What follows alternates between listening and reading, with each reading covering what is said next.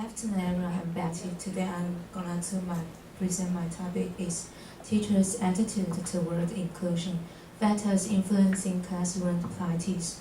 And then my content is about the abstract introduction method, data, both data source and collection procedures and conclusion. So if you have any questions, I would like to answer you at the end of the presentation.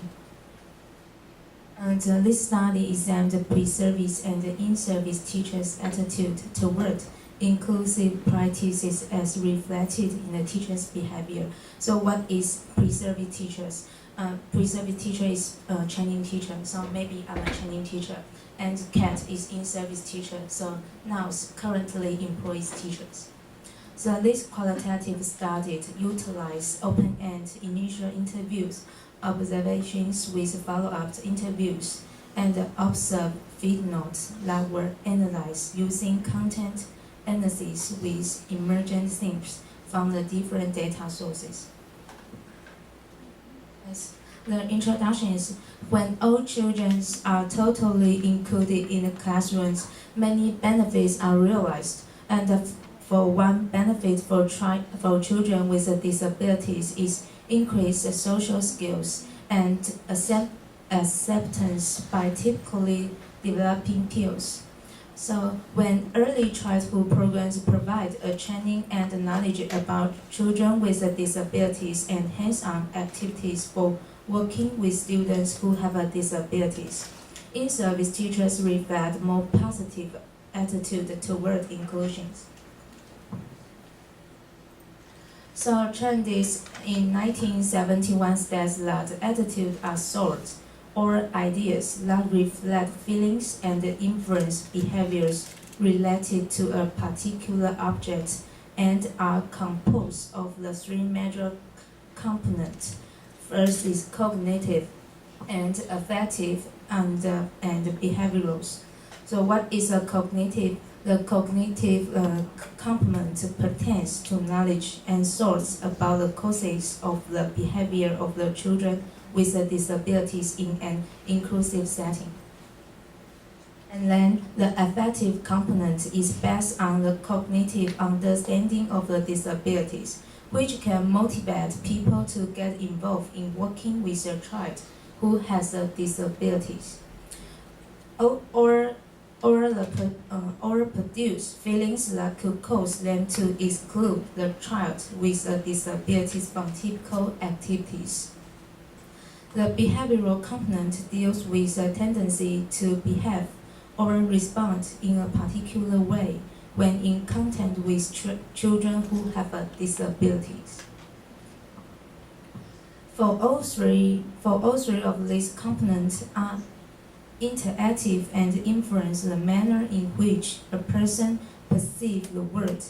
And Stafford agreed the attitude of the personnel involved in planning and implementing an inclusive program is vital to its success. Therefore, the teacher's attitude is a crucial element in the success of the inclusive classroom. So, to sum up, it is important to examine those factors in service and pre-service programs that facilitate a teacher's development of positive attitude toward inclusion. So the methods, the participants for these studies were Tina and Nell, and two in-service teachers, Ro and Merit.